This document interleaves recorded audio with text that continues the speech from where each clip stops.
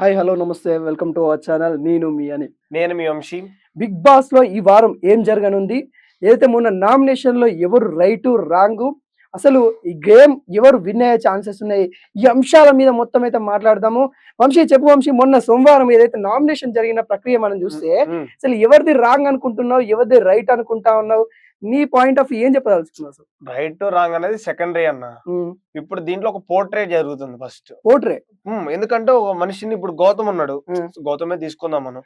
Gautam normal గా మాట్లాడుకున్న camera ఎటు కెమెరా అంటే వెళ్ళిపోతారు మనోడు. అదే తను చెప్పుకున్నాడు కదా, నాకు కెమెరా ఇప్పుడు మనుషులతోని ఏం చెప్పినా గానీ ఇది తప్పు తప్పు అని వాళ్ళు చెప్పినప్పుడు ఆయన ఏం చేస్తుండు, ప్రజలకి తెలియాలి కాబట్టి ఆయన కెమెరా ముంగడి ఆయన నామినేషన్ ప్రక్రియలో కెమెరా ఎలా మాట్లాడుతూ కెమెరా నామినేషన్ చేస్తాను నన్ను నామినేషన్ చేస్తున్నాను నార్మల్ గా. అది గౌతమ్ నేను నిఖిల్ అనుకున్నా, నువ్వు నన్ను డైరెక్ట్ ఫేస్ టు ఫేస్ మాట్లాడాలి కదా. నువ్వు కెమెరా చూస్తే నాకేమర్థం అవుతుంది? అవును అవును వంశీ, నువ్వు క్వశ్చన్ ఎలా ఉంటుంది అంటే నేను డిఫెన్స్ కూడా చేసుకోవాలి కదా అనిపిస్తుంది కదా. గౌతమ్ ప్రతిసారి డిఫెండ్ కరెక్ట్ చేసుకుంటుండు, గౌతమ్ చేసుకుంటుండు. కాకుంటే ఏమైందంటే గౌతమ్ కొన్ని విషయాలనే కెమెరా షేర్ చేస్తుండ్రు, ఆ కెమెరా షేర్ చేసుకున్న పాయింట్లను తీసుకొచ్చి నామినేషన్ లో వేస్తున్న దాఖలాలు కనబడుతున్నాయి. ఆయన నామినేషన్ వేసేటప్పుడు కాదు పోయింది, ఏదైతే నామినేషన్ తర్వాత ఆయన చెప్పుకోవాల్సిన పాయింట్స్ ఎక్కడికి వెళ్ళినా గానీ ఈరోజు ఫ్రెండ్ ఉన్న వ్యక్తి రేపు అతను వచ్చి మరి ఎన్నిపోటు ఓడుస్తుంటే మరి ఆయన ఏం చేయలేక కెమెరా చెప్పుకుంటున్నా అంతే. ఎవరు పొడిచారు చెప్పు ఒకసారి. ప్రతి ఒక్కరు చేస్తున్నారు పాపం, ఆయనకి అంత దెబ్బ తాకినా కూడా తన గౌతమ్ కి తన సింపతి గేమ్ ఆడట్లేదు ఎక్కడ. కానీ కొంతమంది ఉన్నారు, ఇక్కడ క్లియర్ కట్ గా కనబడతా ఉంది. మన నామినేషన్ అవుతుంటేనే అది రెడ్ ఏదైతే వచ్చి పడుతా ఉందో దానికి అమ్మమ్మ కళ్ళలో పండిని ఇట్లా తుడుచుకుంటున్న వాళ్ళు కూడా ఉన్నారు. ఆయనకి కంటికి అంత పెద్ద దెబ్బ తాకినా కానీ సింపతి గేమ్ ఎక్కడ ఆడట్లేదు.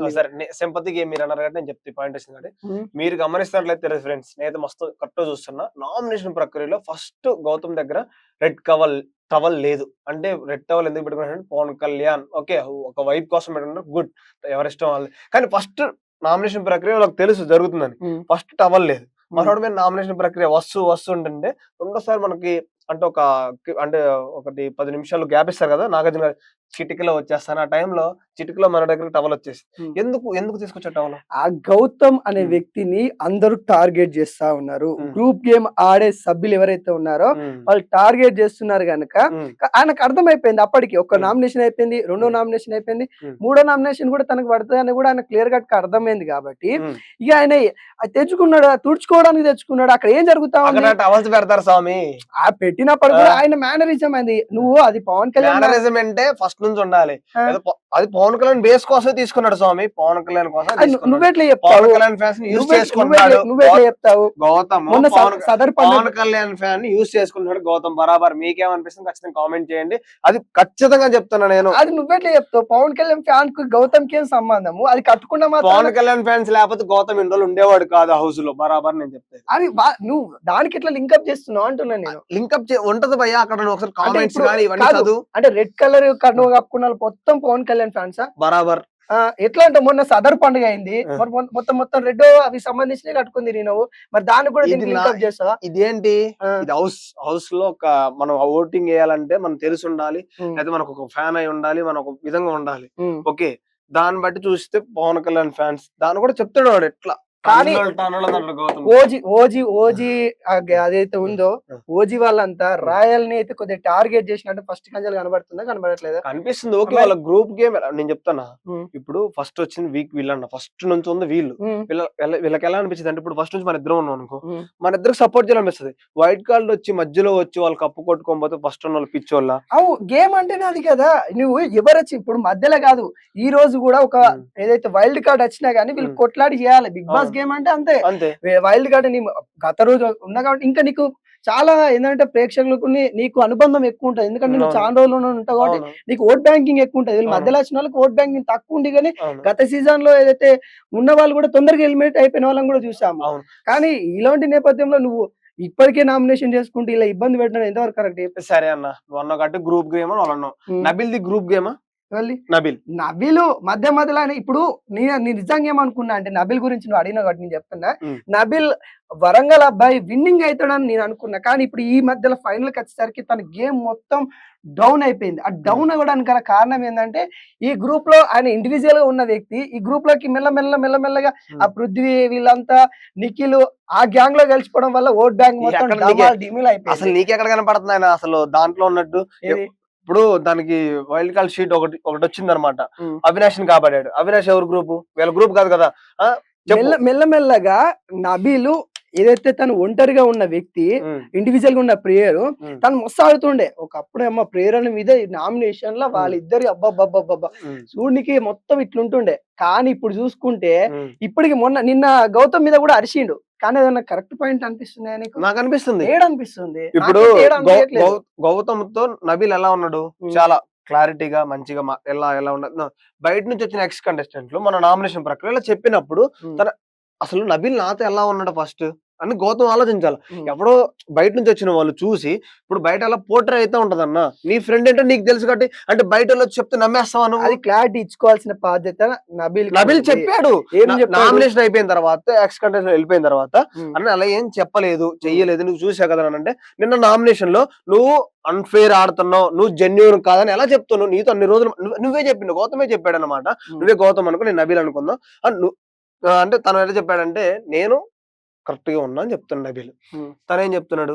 నువ్వు కరెక్ట్ లేవు అంటున్నాడు. గౌతమ్ అని చెప్పి నువ్వు జెన్యూన్ పర్సన్ ఫస్ట్ లో చెప్పాడు. నీకు తెలుసు కదా జెన్యూన్ పర్సన్ నువ్వు కనిపెడతా నీకు ఆ మాత్రం సెన్స్ ఉంది కదా. నేనేమంటున్నా అంటే నబీల్ జెన్యూన్ కాదు అంటే ఏదైతే ఆయన అన్న వ్యాఖ్యలు ఏవైతే ఉన్నాయో గౌతమ్ అవి కొన్ని తప్పు దొర్లినాయి. గౌతమ్ కూడా కొన్ని వ్యాఖ్యలు చేయడం కరెక్ట్ కాదు. కానీ తను ఏదైతే పాయింట్ ఆఫ్ తీసుకొని వచ్చి ఆయన పాయింట్ ఆఫ్ కాదు అది. అదేంటంటే అదేదో వేరే ఒక ఇన్సిడెంట్స్ లో చెప్పిన విషయాన్ని తీసుకొని వచ్చేసి ఈడ పాయింట్ అని చేసి సిల్లీ అని వేరే వాళ్ళు నామినేషన్ చేస్తానేమో ఈయనేమో ఈ పాయింట్ కే నామినేషన్ చేస్తారా గీ పాయింట్ కే నామినేషన్ చేస్తారా అని ఓ అంటాడు. ఆయన చేసిన నామినేషన్ పాయింట్ ఏంది? అది మా ఏదైతే వీళ్ళు వచ్చిన తర్వాత రాయల్ వెళ్ళకూడదామని వాళ్ళు అనుకున్నారు. గేమ్ పరంగా అనుకున్నారు వాస్తవాలు.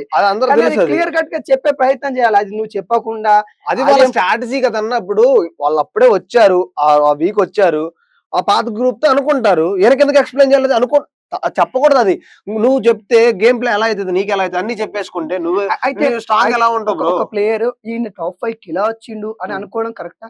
అంటే ఎలా ఈయన కోటింగ్ ఎట్లా పడుతుందని చెప్పేది జడ్జిమెంట్ చేయడానికి నువ్వే. అది నా జడ్జిమెంట్ బ్రో, జడ్జిమెంట్ కాదు.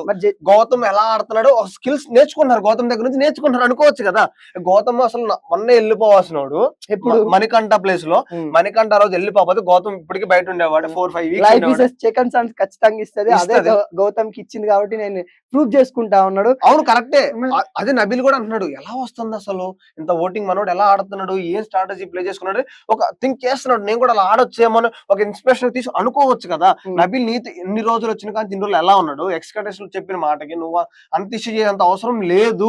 అది ఎప్పుడో వైల్డ్ కార్డ్ ఎంట్రీ వచ్చినప్పుడు జరగాల్సిన విషయం అనుకుంటారు బ్రో. ఇప్పుడు నేనున్న కొత్తగా నువ్వేమనుకుంటావు?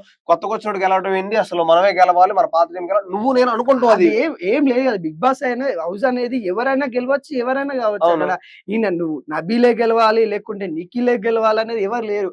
వీళ్ళ దాంట్లో ఇవి ఏంటంటే ఇప్పుడు ఈ చూసుకున్నట్లయితే మొత్తానికి కొంత గందరగోళం కనిపించినప్పటికి కూడా నాకైతే కొంతవరకు అయితే నబీల్ అన్ఫేర్ ఈ నిఖిల్ కూడా అన్ఫేర్ కొంత గౌతమ్ కూడా అన్ఫేర్ గా చేసినప్పటికి కూడా కానీ ఆయన మీద మూకుముడిగా కొంతవరకు అయితే అంటే మొత్తం నామినేషన్ అయితే జరిగింది. అదేవిధంగా విష్ణుప్రియ నీకు ఎక్కడన్నా గేమ్ ఆడుతుందా? తన గేమ్ అయితే విష్ణుప్రియ అయితే చాలా డల్ అయిపోయింది. విష్ణుప్రియ కానీ చెప్పొచ్చు ఎందుకంటే విష్ణుప్రియ లవ్ ట్రాక్ చెప్పడం కూడా జరిగింది. మన వచ్చిన వాళ్ళు కూడా చెప్పారు నువ్వు లవ్ ట్రాక్ వదిలేస్తే ఉండగలుగుతావు టాప్ 5 లో లేకపోతే కష్టమే అని చాలా మంది చెప్తున్నారు. బట్ కానీ తను ఏదైనా జెన్యూన్ అబ్బా. సరే నువ్వు నీ దృష్ట్యా టాప్ 5 ఎవరు ఉంటారు అనుకుంటున్నావు? టాప్ 5 వచ్చేసి నబీల్ భాయ్, గౌతమ్, నిఖిల్, తర్వాత అవినాష్, టేస్టీ తేజ అనుకుంటున్నాను నేనైతే. వీళ్ళు 5 అనుకున్నా. ఇవాళ చూసినట్టు ఇలా ప్రోమో వచ్చింది కదా 1 అవర్ బ్యాక్. 4 అంటే 4వ సీజన్ లో అఖిలను హరిక వస్తారనమాట. వాళ్ళు వచ్చేసిన తర్వాత ఒక గేమ్ పెడతారనమాట. గేమ్ లో ఎందుకంటే టికెట్ ఫినాలి అని ఎవరు ఉంటారు ఎవరు వస్తారు గేమ్ ఎవరు అంటే ఎవరు వాళ్ళు చూస్ చేసుకొని వాళ్ళే అంటే ఏమంటారు వాటిని మొత్తం జడ్జిమెంట్ వాళ్ళే వేస్తారు అనమాట. జడ్జిమెంట్ లో మొత్తానికి సంచాలకంగా అయితే వీళ్ళు పాత కంటెస్టెంట్స్ అయితే ఉండబోతా ఉన్నారు. దాంట్లో భాగంగానే మనం చూసుకున్నట్లయితే ఇద్దరు పాత కంటెస్టెంట్స్ అయితే వెళ్ళడం అయితే జరిగింది. అదే విధంగా ఇంకో ఇద్దరు గూడా అంటే మరి వాళ్ళు పాత వాళ్ళొచ్చేసి ఇక్కడ వీళ్ళకి టికెట్ ఫినాలే మరి పెట్టడము, వాటికి జడ్జిమెంట్ వీళ్ళు ఇవ్వడం. కానీ అంత రసవత్తరంగా ఉంటుందా అని అనిపిస్తే ఉండదు. కొంతవరకి ఉండదు. ఎందుకంటే ఇప్పుడు మీరన్నట్టు సంచాలకు మనలో మనం అయినట్టయితే గొడవ అయితది. వీళ్ళకైతే. బయటోళ్ళు కాబట్టి గొడవ కాదు. బరాబర్ కాదు. నెక్స్ట్ వచ్చేసి ఇద్దరు కూడా మానస్ అను ప్రియాంక సింగ్ అన్నమాట. వాళ్ళిద్దరు వస్తారు నెక్స్ట్ కూడా. వాళ్ళిద్దరు వచ్చిన తర్వాత సరే మీకెలా అనిపిస్తుంది? మరి నిన్న ఈళ్ళ ప్రోమో చూసారు కదా! ఫినాలే. రోహిణి కూడా గెలిసిద్ది. శివంగి అని అఖిల్ ఎంటర్ అవ్వంగానే లోపల శివంగిర్ అని ఇట్లా అంటాడన్నమాట. శివంగి అన్నట్టు మాట్లాడతారు. తర్వాత పృథ్వీని మన ఇద్దరు బొమ్మలు పెట్టి ట్రోల్ చేస్తున్నాడు. సరదాగా టేస్టీ తేజ్ అని వచ్చి పాయింట్ ఎదురా బాబు నీకు అంటాడు. కొంచెం కామెడీ తట్టిన కానీ రసవత్తంగా ఉండకపోవచ్చు. ఓకే. మొత్తానికైతే ఓవరాల్‌గా 'బిగ్ బాస్ 8లో అయితే మొత్తానికైతే రసవత్తంగా ఫైనల్‌కైతే చేరుతా ఉంది. ఇంకొక కొద్ది రోజులు మాత్రమే ఉంది. మరి టికెట్ టు ఫైనల్ అయితే జరుగుతా ఉంది. మరి దాంట్లో భాగంగానే పాత కంటెస్టెంట్స్ అయితే వస్తా ఉన్నారు. వాళ్ళకి గేమ్స్ అయితే కండక్ట్ పెడతా ఉన్నారు.